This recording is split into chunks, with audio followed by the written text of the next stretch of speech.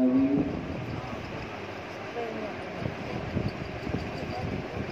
والصلاة والسلام على من كان نبيا وآدم بين الماء والطين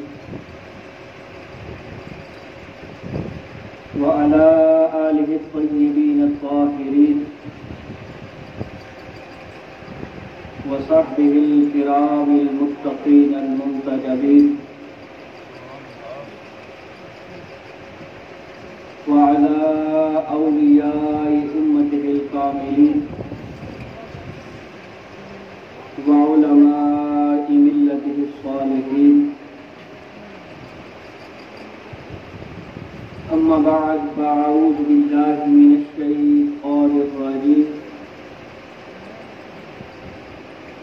بسم الله الرحمن الرحيم قل لا أسألكم عليه أجرا إلا المودة في القربى آمنت بالله صدق الله العظيم قال الله تبارك وتعالى في شان حبيبه مخبرا وآمرا إن الله وملائكته يصلون على النبي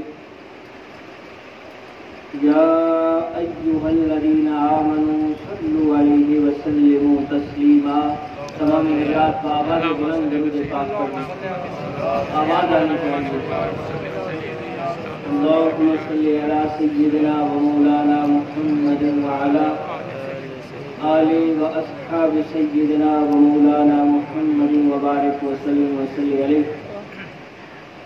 الصلاة والسلام عليك يا رسول الله وعلى آلك وأصحابك يا حبيب الله الصلاة والسلام عليك يا شفيع المذنبين وعلى آلك وأصحابك يا رحمة للعالمين بعد الحمد و ثنا میرے نہایت ہی واجب الاحترام دوستوں بزرگوں عزیز ساتھیوں یہ پروقار محفل و مجلس انتہائی واجب الاحترام خطیب مسجد حاضہ حضرت علامہ مولانا محمد منظور نورانی صاحب زید شرف و نے اور آپ کے رفقا نے سجائی ہے دعا گو ہوں مالک لم یزل قبلہ نورانی صاحب اور ان کے رفقا کے علم و عمل اور عمر کے اندر برکتیں عطا فرمائے مجھ سے قبل ہمارے اس علاقے کی انتہائی معروف و مشہور شخصیت ذکر سرکار کے حوالے سے جانے پہچانی شخصیت میری مراد بلبل چمنستان رسالت حضرت علامہ مولانا قاری مدر حسین ریلوی صاحب دعا گو ہوں کہ مالک لم یزل ان کے ذوق و شوق کے اندر مزید برکتیں عطا فرمائے وقت مختصر ہے ہم نے ذکر حسین کر کے اہل بیت اطہار کی بارگاہ میں اپنی حاضری لگوانی ہے میں اور آپ جانتے ہیں کہ ان کا ذکر اتنا بلند ہے اگر ہم کریں یا نہ کریں وہ رہتی دنیا تک رہنا ہے میں اور آپ اگر ان کا آج ذکر کرنے آئے بیٹھے ہیں تو یہ ہماری خوش نصیبی ہے کہ ہو سکتا ہے کہ ان کے ذکر میں ہم سب کا یہ بیٹھنا منظور ہو جائے اور ہماری زندگی و آخرت سنور جائے ذرا زور سے سبحان اللہ وقت مختصر ہے انشاءاللہ چند گزارشات آپ کی سماعتوں کے نظر کرنے کی جسارت کروں گا لیکن شرط یہ ہے کہ توجہ بھی رہے سمجھ آئے تو سبحان اللہ میرا حق ہے اور کسی کا حق رکھنا نہیں چاہیے لہذا زور سے سبحان اللہ سبحان اللہ میں نے اللہ رب العزت کی لاریب کتاب قرآن مجید فرقان حمید قرآن الرشید میں سے ایک آیت کریمہ کا مختصر سا حصہ तिलावत किया है। रब्बे कायनात हम सबको कुरान पाक पढ़ने की, पढ़ के समझने की और समझ के अमल करने की तौफीक अता फरमाए। कुरान एक लाजवाब किताब है जिसके अंदर इंसानी जिंदगी का क़यामत तक हर मसले का हल मौजूद है। सिर्फ शर्त यह है कि इंसान उसको समझे सही। तो जो आयत करीमा मैंने पढ़ी है, अल्लाह रब्बुल इज्जत ने नबी अलैहिस्सलाम से फरमाया कि ऐ हबीब, अपनी उम्मत से कह दे, कुल ला असअलुकुम अलैहि अजरा। ऐ हबीब, आप फरमा दीजिए कि ला असअलुकुम अलैहि अजरा, मैं किसी चीज पे कोई अजर तलब नहीं करता। अब किस चीज पे? अपनी तारीख पे नजर दौड़ाएं। आपने उलमा से सुना होगा कि मेरे मुस्तफा के तशरीफ आवरी से पहले लोग कितनी गुमराही में थे। उसकी सबसे बड़ी मिसाल ये है कि लोग नंगे होकर काबा का तवाफ करते थे।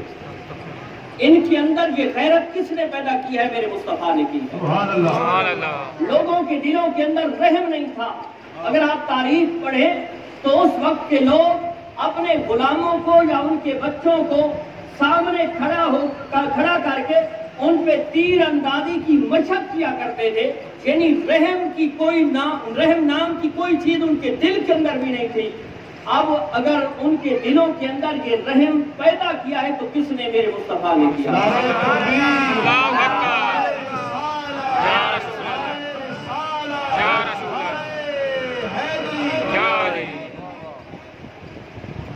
ये सब कुछ किसने पैदा किया है? लोग जहन्नम के गड्ढे में गिर रहे थे, जहन्नम से निकाल के जन्नत का हकदार किसने किया है? मोहम्मद मुस्तफा ने। ये तो एहसान है। लोग एक दूसरे के दुश्मन थे, उन दुश्मनों को भाई भाई किसने बनाया है? ये मोहम्मद मुस्तफा अलैहि। लोग जिनके अंदर इंसानियत नाम की कोई चीज भी नहीं थी, इंसान अशरफुल मखलूकात होने का ये शर्फ किसने अता करवाया है? यानी तुम अशरफुल मखलूकात हो, तुम इंसान हो, तुम इस कायनात की सबसे अच्छी मखलूक हो, ये एहसास किसने दिलवाया है? ये मोहम्मद मुस्तफा ने। इसके अलावा आका करीम अलैहिस्सलाम ने इस दीन के लिए मुशक्कतें उठाई हैं, मेहनत की है, रुकावटों को दूर किया है। मेरे आका करीम अलैहिस्सलाम जब इस इस्लाम की दावत देने के लिए ताइफ तशरीफ ले गए तो उन नाहंगार लोगों ने नबी अलैहिस्सलाम को पत्थर मारे, जिसकी वजह से नबी अलैहिस्सलाम का जिस्म जख्मी हो गया और जख्मों से इतना खून बहा कि आपके नालैन मुबारक खून से भर गए। लेकिन इस मुशक्कत के बावजूद नबी अलैहिस्सलाम ऐलान फरमा रहे हैं कि ऐ मेरी उम्मत, मैं न तुम पे जो एहसान किया है उसका कुछ बदला मांगता हूँ, न तुम्हारे लिए जो मुशक्कत की है, जो मेहनत की है, जो रुकावटें दूर की हैं, जो इतना सब कुछ उठाया है, किसी पे कुछ भी नहीं मांगता, कुछ भी नहीं मांगता। लेकिन इल्लल मवद्दत फिल कुर्बा, लेकिन जो मेरे कराबतदार हैं, जो मेरी अहले बैत है, उनसे मवद्दत करना। जरा जोर से सुभान अल्लाह। ये तकरीर हमेशा खतीब से आगे अवाम करवाती है। जोर से सुभान अल्लाह होती रहे तो बंदे को पता चलता रहता है कि मेरी गुफ्तगू की समझ भी आ रही है और लोग खुश भी बैठे हैं। वक्त मुख्तसर है लेकिन चंद गुजारिशात आपके समातों की नजर ऐसी करूंगा कि आप दुआएं देंगे। जरा जोर से सुभान अल्लाह। नबी अलैहिस्सलाम ने एहसान पे कुछ नहीं मांगा, मुशक्कत मेहनत पे कुछ नहीं मांगा, सिर्फ ये कहा है कि इल्लल मवद्दत फिल कुर्बा। ऐ कायनात वालों, मैं अपने एहसान पे भी कुछ नहीं मांगता। तुम्हें जहन्नम से निकाल के जन्नत का हकदार बनाया है, तुम्हारे अंदर इंसानियत को बेदार किया है, तुम्हारे ऊपर जो मेहनत और मुशक्कत की है, किसी पे कुछ भी नहीं मांगता। लेकिन ये है कि मेरी अहले बैत के साथ मोहब्बत मवद्दत करना। अब ये अहले बैत के साथ मोहब्बत मवद्दत क्या ये नबी अलैहिस्सलाम के लिए या हमारे लिए भी इसका फायदा है? अगर अहले बैत के साथ मोहब्बत और मवद्दत होगी तो हमें उसका क्या मिलेगा? जब नबी अलैहिस्सलाम इस दुनिया से तशरीफ ले जाने लगे तो फरमाया इन्नी तारिकु फीकुम अस्सकलैन। ऐ कायनात वालों सुनो, इन्नी तारिकु फीकुम अस्सकलैन, कि मैं तुम्हारे अंदर दो चीजें छोड़ के जा रहा हूं। व इन तमस्सकतुम बिहिमा लम तदिल्लू, कि अगर उन दोनों को तुम पकड़े रहोगे تو میرے بعد تم کبھی گمراہ نہیں ہو سکتے. ذرا زور سے سبحان اللہ. یہ دو چیزیں تمہاری اندر میں چھوڑ کے جا رہا ہوں. وَإِن تَمَسَّكْتُمْ بِهِمَا لَن تَضِلُّوا بَعْدِي. اگر تم ان کو مضبوطی کے ساتھ پکڑے رہو گے کبھی تم گمراہ نہیں ہو سکتے اور نہ وہ دونوں جدا ہو سکتے ہیں. لَن يَتَفَرَّقَا حَتَّى يَرِدَ عَلَيَّ الْحَوْض. اور یہ دونوں میرے جانے کے بعد قیامت تک روز حشر تک بلکہ جب میں حوض پہ کھڑا ہو کے اپنی امت کو جام کوثر پلا رہا ہوں گا اس وقت بھی یہ دونوں اکٹھے ہو کے میرے پاس پہنچے گے. اب وہ دونوں چیزیں ہیں کیا؟ فرمایا پہلی اولہما کتاب اللہ فیہ الہدی والنور. پہلی چیز کتاب اللہ چھوڑ کے جا رہا ہوں اور یہ کوئی عام کتاب نہیں ہے جس کے اندر ہدایت بھی ہے، جس کے اندر نور بھی ہے، جس کے اندر حکمت بھی ہے، جس کے اندر تمہاری ساری زندگی کا نچوڑ بھی حاصل ہے. اللہ سے سبحان اللہ. پہلی چیز کتاب اللہ ہے. دوسری وَأَهْلُ بَيْتِي. میں اپنی اہل بیت تمہارے اندر چھوڑ کے جا رہا ہوں. اب یہاں پہ محدثین کی بارگاہ میں حاضری دے وہ کیا فرماتے ہیں؟ محدثین فرماتے ہیں کہ نبی علیہ السلام نے جو دو چیزیں چھوڑی ہیں حقیقت میں ایک رب کی طرف سے ہے، ایک محمد مصطفیٰ کی طرف سے. سبحان اللہ.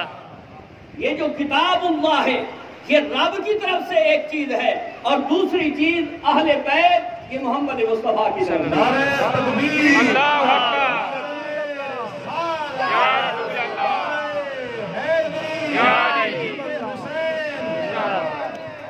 پہلی چیز کتاب اللہ ہے یہ رب کی طرف سے، دوسری چیز محمد مصطفیٰ کی طرف سے اہل بیت ہے. فرمایا وَأُذَكِّرُكُمُ اللَّهُ فِي أَهْلِ بَيْتِي. اے دنیا والو میں تمہیں اپنی اہل بیت کے بارے میں اللہ سے ڈراتا ہوں.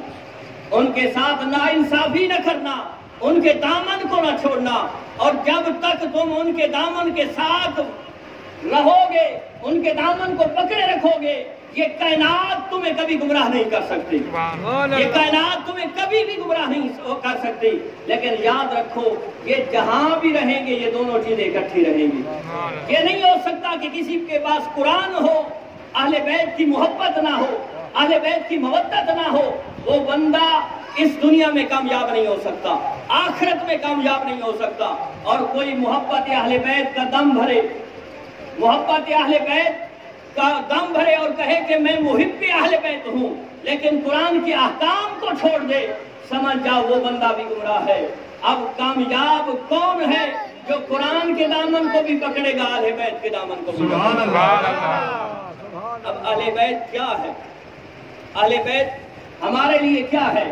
حضرت ابو ذر غفاری رضی اللہ تعالیٰ عنہ ایک مرتبہ حج کے موقع پہ جب صحابہ کرام اس دنیا سے تشریف لے جانے لگے، یعنی کم ہوتے گئے، صحابہ کرام کا وصال ہونا شروع ہو گیا، بہت کم صحابہ رہ گئے. ایک مرتبہ حج کے موقع پہ کعبۃ اللہ کے دروازے کو پکڑ کے کھڑے ہو گئے اور کیا کہا؟ فرمایا اے لوگوں سنو، میرے پاس ایک امانت ہے اور میں دیکھ رہا ہوں کہ صحابہ جا رہے ہیں اور وہ امانت میں تمہیں منتقل کرنا چاہتا ہوں. یہ نہ ہو کہ میں بھی چلا جاؤں اور وہ امانت میرے سینے میں رہ جائے. سنو وہ امانت کیا ہے؟ آپ نے جو جملے کہے ہیں وہ جملے قابل توجہ ہیں. فرمایا من عرفنی فقد عرفنی ومن اکرنی انکرنی فانا ابو ذر. فرمایا جو مجھے پہچانتا ہے وہ بھی سن لے، جو نہیں پہچانتا وہ بھی سن لے کہ میں ابو ذر غفاری ہوں. میرا نام ابو ذر ہے اور میں غفاری قبیلے کے ساتھ تعلق رکھتا ہوں. اب لوگوں نے توجہ کی کہ ابو ذر کیا فرمانا چاہتے ہیں، تو ابو ذر نے کہا سمعت رسول اللہ صلی اللہ علیہ وآلہ وسلم یقول. حضرت ابو ذر نے جب لوگوں کو متوجہ پایا، لوگوں کی توجہ کو دیکھا تو فرمایا سنو لوگوں، میں نے نبی علیہ السلام سے سنا ہے. کیا سنا؟ فرمایا الا ان مثل اہل بیتی، کہ خبردار میری اہل بیت مثل سفینۃ نوح، حضرت نوح علیہ السلام کی کشتی کی مانند ہے. نعرہ تکبیر، نعرہ رسالہ، نعرہ حیدری، ذکر حسین، شان حسین زندہ باد. فرمایا میری اہل بیت یہ سفینہ نوح کی مانند ہے اب سفینہ نوح کیا ہے کہ جب حضرت نوح علیہ السلام کے دور کے اندر اس وقت کے لوگوں پہ رب کا عذاب آیا، تو جو حضرت نوح علیہ السلام کی نبوت کے منکر تھے ان پہ جب عذاب آیا، اور جو اقراری تھے اللہ رب العزت نے فرمایا اے نوح ایک کشتی ایک بیڑی بنا لے، جو تیرے اقراری ہیں، جو تیری نبوت کو ماننے والے ہیں، جو بھی اس کے اندر سوار ہو جائے گا کائنات میں صرف وہی بچ سکے گا، باقی سب نیست و نابود ہو جائیں گے۔ تو نبی علیہ السلام نے فرمایا، حضرت ابو ذر غفاری فرما رہے ہیں، لوگوں کو بتا رہے ہیں کہ یہ میرے پاس امانت ہے کہ اہل بیت کے بارے میں اللہ سے ڈرتے رہنا، کیونکہ یہ سفینہ نوح کی مانند ہے۔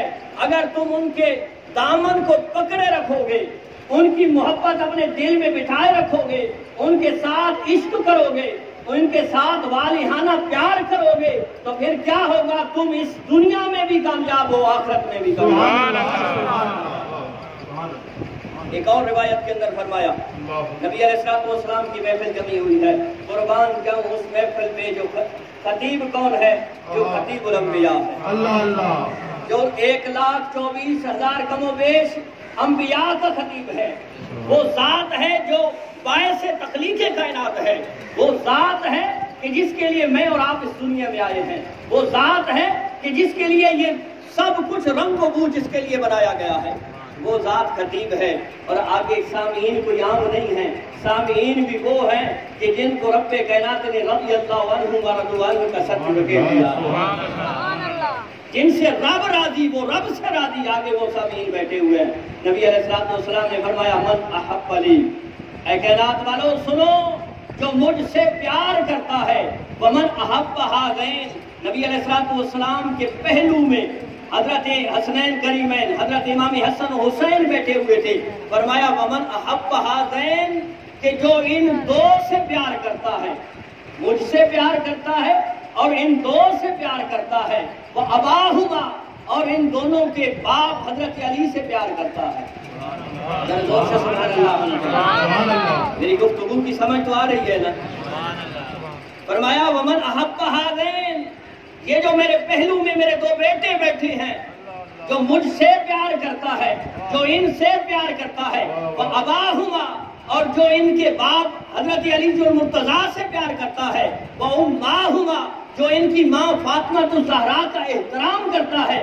یا رسول اللہ، جو آپ سے پیار کرے، جو آپ کے نواسوں سے پیار کرے، جو مولا مرتضیٰ سے پیار کرے، جو سیدہ خاتون جنت کا احترام کرے، اس کو مقام کیا ملے گا؟ اس کو انعام کیا ملے گا؟ فرمایا کان معی فی درجتی یوم القیامہ، فرمایا قیامت کے دن جنت کے اندر اس کو میرے درجے کے ساتھ ملے گا۔ سبحان اللہ، یا رسول اللہ، یا رسول فرمایا اس کو میرے ساتھ قیامت کے دن، جس دن نفسا نفسی کا عالم ہوگا، جس دن اولاد والدین کو چھوڑ جائے گی، جس دن اولاد والدین کو پہچاننے سے انکار کر دیں گے، جس دن دوست احباب تعلق دار سب کچھ چھوڑ جائے گا، فرمایا جو محب رسول ہوگا، جو محب آل رسول ہوگا، اس کو نبی علیہ السلام کا ساتھ جنت میں ملے گا۔ سبحان اللہ۔ ایک اور روایت کے اندر فرمایا حبی و حب اہل بیتی، نبی علیہ السلام نے فرمایا جو مجھ سے محبت کرتا ہے اور میری اہل بیت سے محبت کرتا ہے، فرمایا نافع فی سبعۃ مواطن، فرمایا اسے 7 مقام پہ یہ میری محبت، میری اہل بیت کی محبت نفع دے گی، 7 مقام پہ۔ پھر خود فرمایا یہ کوئی نہیں ہے کہ کوئی عام مقام ہے، فرمایا آفالہن عظیمۃ، عام مقام نہیں ہے، عظیم مقام ہے، عظیم تر مقام ہے۔ کون سا مقام؟ پھر خود اس کی تفصیل فرما دی، فرمایا عند الوفات، جو میرا محب ہوگا، میری اہل بیت کے ساتھ پیار کرنے والا ہوگا، اس کو میری اور میری اہل بیت کی محبت کب نفع دے گی؟ جب اس پہ نزا کا عالم ہوگا۔ اب جب انسان موت و حیات کے کشمکش میں ہوتا ہے، موت سر پہ کھڑی ہوتی ہے، اس وقت شیطان آتا ہے، شیطان کہتا ہے انسان پہ اس وقت سختی ہوتی ہے، تو شیطان کہتا ہے کہ اے انسان تو مجھے خدا کہہ لے، تو مجھے خدا کہہ لے، تمہیں اس سختی سے نکال سکتا ہوں، حقیقت میں وہ انسان کا ایمان کھینچنا چاہتا ہے، ایمان ختم کرنا چاہتا ہے۔ میرے مصطفیٰ نے فرمایا جو ایمان سلامت لے کے جانا چاہتا ہے اس کو چاہیے کہ اپنے دل کے اندر میری اور میری اہل بیت کی محبت رکھ لے۔ جو محب رسول و آل رسول ہوگا، جب عند الوفات، جب وقت نزاع آئے گا، اس کو شیطان کچھ نہیں کہہ سکے گا، بلکہ وہ سلامتی کے ساتھ ایمان ساتھ لے جائے گا۔ فرمایا وعند القبر، پھر قبر کے اندر کیا ہوگا کہ قبر کے اندر جب منکر نکیر آتے ہیں، ہزاروں سوال و جواب کے بعد کئی سوال و جواب، 3 تو مشہور ہیں، اس کے علاوہ بھی سوال و جواب۔ فرمایا جب جو میرا محب ہوگا، میری اہل بیت کے ساتھ پیار کرنے والا ہوگا، جب فرشتے آ کے اس کو دیکھیں گے، اس کو سلام کر کے چلے جائیں گے۔ نعرہ تکبیر، نعرہ رسالت، نعرہ حیدری، ذکر حسین زندہ باد۔ فرمایا یہ دوسرا مقام۔ تیسرا مقام فرمایا وعند النشر، جب قبر پھٹے گی اس وقت بھی میری اور میری اہل بیت کی محبت اس کو نفع دے گی۔ فرمایا وعند الحساب، حساب کے وقت بھی میری اور میری اہل بیت کی محبت نفع دے گی۔ وعند الکتاب، جب نامہ اعمال ملنا شروع ہوگا اس وقت بھی میری اور میری اہل بیت کی محبت نفع دے گی۔ اسی مرتبہ فرمایا وعند الصراط، پل صراط پہ گزرتے ہوئے اس وقت بھی نفع دے گی۔ وعند المیزان، اور جب حساب و کتاب شروع ہوگا، جب تمہارے نامہ اعمال تولے جائیں گے، ارے دیکھو، ارے ذکر حسین سننے والوں سنو کہ جس دن تمہارا میزان تولا جائے، تمہارے اعمال تولے جائیں، اور اگر وہاں تمہیں یہ سرٹیفکیٹ مل جائے کہ ارے اسے چھوڑ دو، یہ محب رسول والے رسول ہے، پھر تمہاری کائنات بھی سنور جائے گی، آخرت بھی سنور جائے گی۔ پھر آؤ میں اپنی گفتگو کو سمیٹنا چاہتا ہوں کہ یہ تو اہل بیت ہے۔ پھر اہل بیت ہیں کون؟ نبی علیہ الصلوۃ والسلام نے چادر لی، حضرت امام حسن آئے، امام حسین آئے، مولا مرتضیٰ آئے، سیدہ خاتون جنت آئیں، فرمایا اللہم ھذا اہل بیتی، اے میرے مالک یہ میری اہل بیت ہے، انما یرید اللہ لیذھب عنکم الرجس اہل البیت ویطہرکم تطہیرا، اے مالک لم یزل، یہ میری اہل بیت ہے، اس سے ہر پلیدی کو دور فرما۔ نعرہ تکبیر، نعرہ رسالت، نعرہ حیدری، ذکر حسین، شان حسین۔ یہ اہل بیت ہے، یہ اہل بیت ہے۔ اور اگر اہل بیت کے ایک فرد پہ گفتگو کی جائے تو بڑا وقت چاہیے، لیکن میں صرف حضرت امام حسین کی ایک دو گزارشات کہ حسین کون ہے۔ ارے وہ حسین ہے کہ نبی علیہ الصلوۃ والسلام بڑے خوش بیٹھے ہیں، ایک ران پہ اپنے بیٹے سیدنا حضرت ابراہیم رضی اللہ تعالیٰ عنہ کو بٹھایا ہوا ہے، دوسرے ران پہ حضرت امام حسین کو بٹھایا ہوا ہے، چھوٹے بچے ہیں۔ حضرت جبرائیل امین حاضر ہوئے، عرض کی یا رسول اللہ صلی اللہ علیہ وسلم، آپ کا رب آپ پہ سلام بھیج رہا ہے اور فرما رہا ہے کہ اے میرے حبیب ان دو میں سے ایک کا انتخاب کیجیے، ان دو میں سے ایک کا انتخاب کیجیے۔ تو نبی علیہ الصلوۃ والسلام کبھی اپنے بیٹے کو دیکھتے ہیں، کبھی اپنے نواسے کو دیکھتے ہیں، فرمایا میں نے حسین کا انتخاب کیا ہے۔ سبحان اللہ، زور سے سبحان اللہ کہیے۔ اس کے دوسرے یا تیسرے دن حضرت ابراہیم رضی اللہ تعالیٰ عنہ جو نبی علیہ الصلوۃ والسلام کے لخت جگر تھے ان کا وصال ہو جاتا ہے۔ اور کبھی کبھی میرے مصطفیٰ فرمایا کرتے تھے کہ یہ حسین وہ ہے کہ جس پہ میں نے اپنا لخت جگر قربان کیا ہے، اور وہ حسین جس کے بارے میں میرے مصطفیٰ نے فرمایا حسین منی وانا من الحسین، حسین مجھ سے ہے اور میں حسین سے ہوں۔ سبحان اللہ، ذرا زور سے سبحان اللہ کہیے۔ آپ کی سبحان اللہ کی آواز انتہائی دھیمی ہوتی جا رہی ہے، لگتا ہے وقت ویسے بھی جو دیا گیا میں اس پہ ختم کر دوں گا، یہ نہیں ہے کہ میں آپ کی جان نہیں چھوڑوں گا۔ ذرا زور سے سبحان اللہ کہیے۔ میں حسین منی وانا من الحسین، حسین مجھ سے ہے اور میں حسین سے ہوں۔ اب یہ تو ہو سکتا ہے کہ نواسا نانے سے ہو، لیکن نانا نواسے سے ہو، یہ کیسے ممکن ہے؟ سوچ فکر کی بات ہے۔ بندہ سوچے کہ نواسا تو نانے سے ہو سکتا ہے، لیکن नाना नवासे से कैसे होगा? अरे करबला को पढ़ो, करबला के बाद इंसान को समझ आ जाती है कि पैदाइश से लेकर 56 साल तक ये तो हुसैन नाने से था, लेकिन करबला के बाद आज तक नबी अलैहिस्सलातु वस्सलाम हुसैन से है। नारे तकबीर, नारे रिसालत, नारे हैदरी। आपके दिल के अंदर ये ख्याल न पैदा हो जाए कि इतना बड़ा जुमला मैंने कह दिया है कि करबला के बाद आज तक 14 सदियां ये नबी अलैहिस्सलातु वस्सलाम हुसैन से हैं। इसका माना क्या है कि मेरे हुसैन ने मेरे मुस्तफा के दीन को बचाया है। आज आप नमाजें पढ़ रहे हैं, आपकी मस्जिदें आबाद हैं, ये आज़ानें हो रही हैं, ये मिंबरों पे खिताब हो रही हैं, ये किसके सदके से है? ये हुसैन के सदके से है। वो किसी शायर ने किबला कहा था ना, ये दिल भी हुसैनी है, ये जान भी हुसैनी है। ये दिल भी हुसैनी है, ये जान भी हुसैनी है। सद शुक्र के मेरा ईमान भी हुसैनी है। और कोई माने या ना माने, अपना तो अकीदा है। कोई माने या ना माने, अपना तो अकीदा है। हर कारी के होठों पे कुरान भी हुसैनी है। और रौनक है मसाजिद में, ये जो मसाजिद के अंदर रौनक है मसाजिद में शब्बीर के सदके में, रौनक है मसाजिद में शब्बीर के सदके में। ये मिंबर भी हुसैनी है, ये अज़ां भी हुसैनी है। ये हुसैन। और फिर किसी के दिन के अंदर ये सवाल पैदा हो सकता है कि हुसैन इतनी बड़ी शख्सियत, फिर ये करबला का वाक़या क्यों हुआ? तो सुनो, ये जो हदीस है कि अल हसन वल हुसैन सैयदा शबाब अहलिल जन्ना, ये हसन और हुसैन ये जन्नती जवानों के सरदार हैं। अल्लाह रब्बुल इज़्ज़त हम सबको जन्नत नसीब फरमाए। जन्नत के अंदर जो भी जाएगा वो जवान हो जाएगा। तो यानी कायनात के अंदर जो भी जन्नती होगा, जो जन्नत के अंदर दाखिल होगा, वो हुसैन के गुलामों में होगा। क्योंकि सरदार का जो भी उसके नीचे रियाया होती है, गुलाम ही होता है।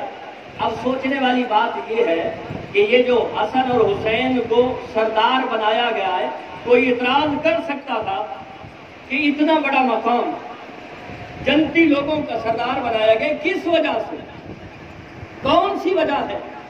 अरे यही तो बताया गया है कि हसन ने अपनी खिलाफत छोड़ के लोगों को बता दिया है कि हम दुनिया वाले नहीं हैं, हम दीन वाले हैं। और हुसैन ने करबला के अंदर अपना सब कुछ लुटा के ये बता दिया है कि हम रब की रज़ा पे राजी होने वाले हैं। जो इतना बड़ा इम्तिहान गुजारता है, फिर इनाम भी इतना बड़ा मिलता है ना। और कोई कहे कि हुसैन को ये नहीं पता था कि जी करबला के अंदर क्या होना है। अरे हुसैन को पता था, मौलाए मुर्तदा को पता था, सैयदा खातून जन्नत को पता था, खुद नबी अलैहिस्सलातु वस्सलाम की कितने सहाबा को पता था। आप उलमा से सुनते हैं, हज़रत उम्मे सलमा को मेरे मुस्तफा ने एक बोतल दी, उसके अंदर मिट्टी थी। फरमाया, आए उम्मे सलमा सुनो, जब ये मिट्टी खून बन जाए समझ लेना कि मेरा हुसैन शहीद हो गया। मेरा मिजाज नहीं है कि ये जो मनगढ़ंत वाक़यात बयान करते हैं, हज़रत मुझे जानते हैं, मैं नहीं, न मैं बयान करता हूँ और न मैं बयान करने के हक़ में हूँ, क्योंकि इनके अंदर बहुत ज़्यादा रत्बो जाबिस है। लेकिन लोग कहते हैं, मैं खतीब को सुन रहा था कि वो कहते हैं कि हुसैन ने पानी मांगा। मैंने कहा इंतहाई झूठा है जो कहता है कि हुसैन ने यजीदियों से मांगा। हुसैन ने रब से पानी नहीं मांगा, वो रब की रज़ा पे राजी रहा। अगर हुसैन मांगता और पानी ना मिलता, ये कौन है? कुछ कहते हैं कि हुसैन ने पानी मांगा, पानी के लिए तरसता रहा। अरे नादान, तू समझता क्या है हुसैन को? हुसैन है कौन? कुछ कहते हैं हुसैन के इख्तियार में होता तो पानी उनके कदमों में आ जाता। जरा सुन, कभी तारीख को, कभी हदीस को, कभी तफसीर को पढ़ तो सही। हुसैन अगर चाहता तो पानी कदमों में होता। आपके दिन के अंदर सवाल पैदा हो सकता है कि जनाब इतनी बड़ी बात मैंने कैसे कह दी। सुनो, हजरत आमिर बिन कुरैश हुज्जतुल्लाह अलल आलमीन के अंदर लिखा है, हजरत आमिर बिन कुरैश के मुंह के अंदर नबी अलैहिस्सलातु वस्सलाम ने लुआबे दहन डाला। समझने वाली बात है, हजरत आमिर बिन कुरैश के मुंह के अंदर नबी अलैहिस्सलातु वस्सलाम ने एक मरतबा लुआबे दहन, थूक मुबारक डाला। فرمایا یہ صاحب سقایا ہے، یہ پانی پلانے والا ہے۔ پھر کیا تھا کہ جب مدینہ کے اندر کوئی کنواں کھودا جاتا اور پانی نہ نکلتا، حضرت عامر بن قریظ وہاں تھوک دیتے، وہاں چشمہ جاری ہو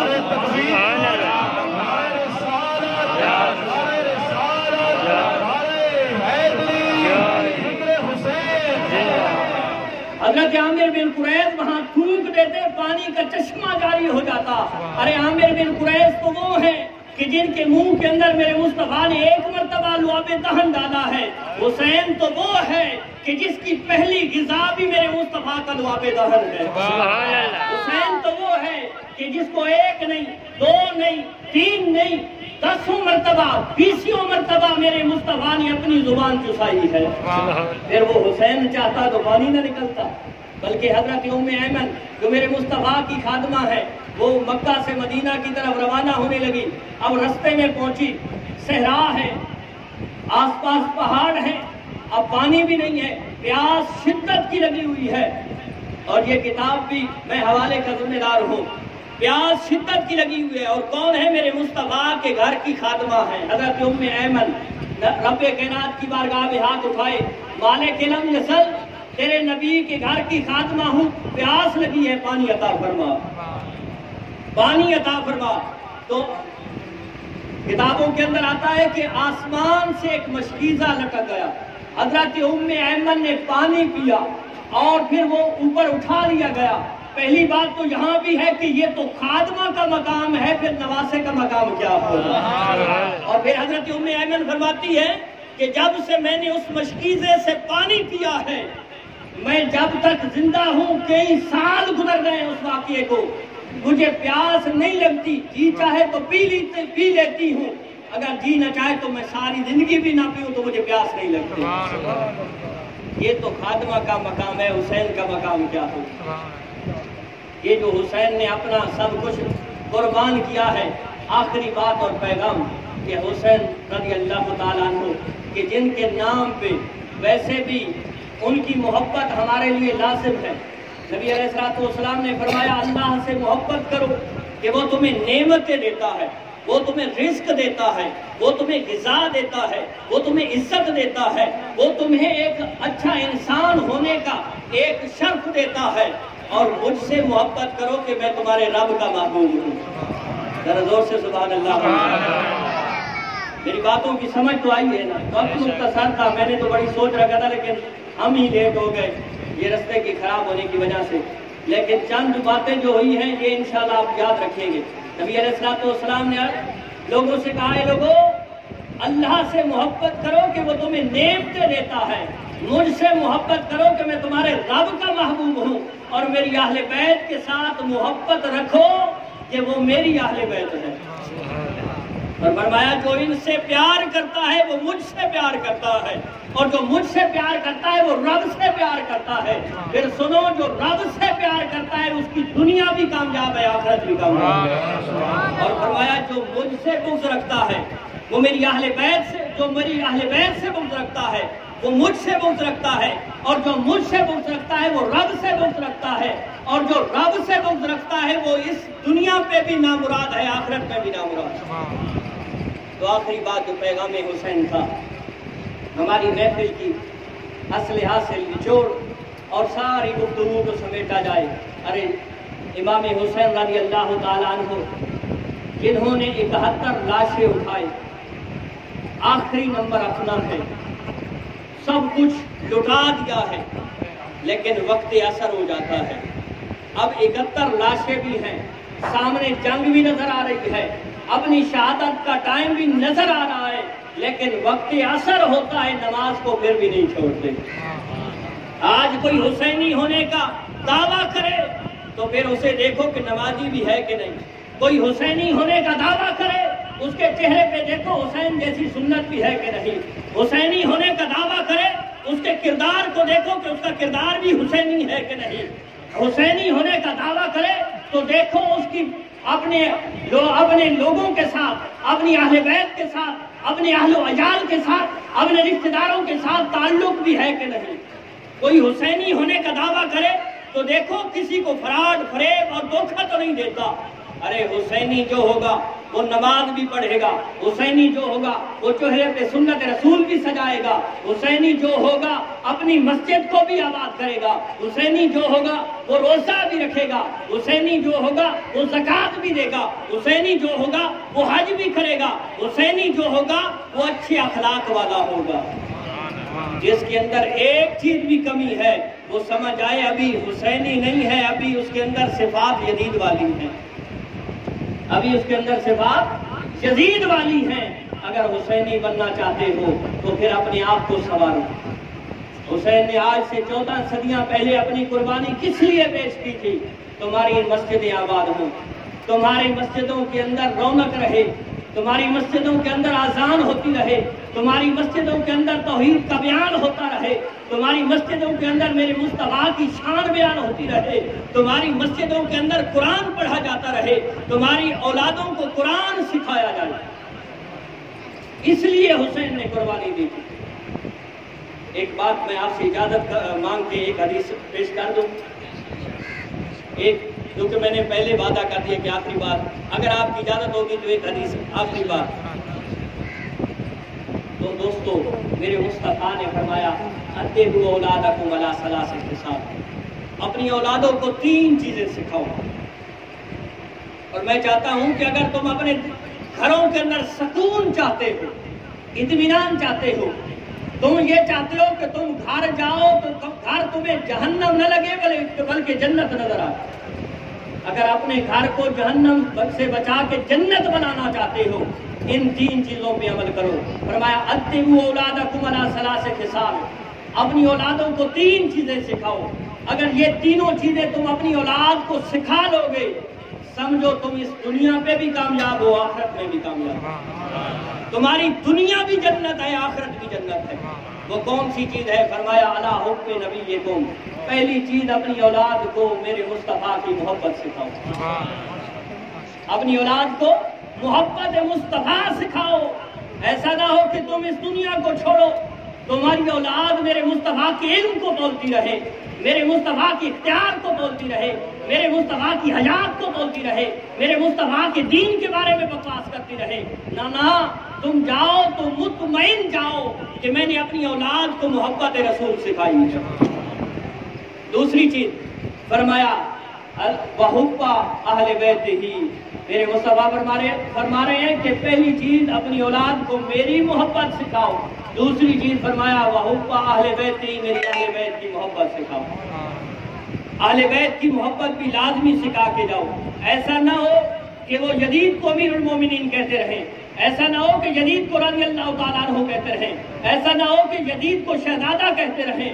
ना ना, तुम ऐसी मोहब्बत सिखा के जाओ कि जहां भी जिक्र हुसैन हो वो सुभान अल्लाह कहते हैं। और तीसरी चीज फरमाया व अला तिलावतिल कुरान, अपनी औलाद को तिलावत कुरान सिखा के जाओ। जिसने अपनी औलाद को ये तीनों चीजें सिखा दी हैं, वो इस दुनिया पे जान लेके अल्लाह रब्बुल इज्जत उसको जन्नत अता फरमाए। अगर इन तीनों में से एक भी कम हुई, समझ जाओ कि अभी गड़बड़ है, अभी कुछ तुमने खोया हुआ है। अपनी औलादों को सिखाओ, और जब ये तीनों चीजें तुमने अपनी औलाद को सिखा दी, फिर चाहे तुम 100 साल के बूढ़े भी हो जाओ, चाहे तुम्हारे जितने भी औलादें हो जाएं, वो तुम्हारा अदब और एहतराम भी इसी तरह करेंगे। वरना अपने मुआशरे में देखें कि जो भी बूढ़ा होता है वो ये इसी वजह से परेशान है कि घर वाले मेरी इज्जत नहीं करते, घर वाले मुझसे तंग हैं, घर वाले मुझे तरह तरह के ताने देते हैं, बहू मुझसे तंग है। अरे अगर सबको खुश कर रखना चाहते हो, अपना खात्मा ईमान पे चाहते हो, तो फिर ये तीनों चीजें लाजमी सिखाओ। अल्लाह रब्बुल इज्जत जिक्र हुसैन के सदके हम सबको कुरान पाक पढ़ने की, पढ़ के समझने की और अमल करने की तौफीक अता फरमाए। अल्लाह रब्बुल इज्जत क़िबला कारी साहब को, इनके रफ़क़ा को आपस में इत्तिहाद, इत्तेफाक, अमन, मोहब्बत और प्यार के साथ रहने की तौफीक अता फरमाए। अल्लाह रब्बुल इज्जत आपकी इस मस्जिद को मज़ीद तरक्की अता फरमाए। वाखिर दावाना अल्हम्दुलिल्लाह।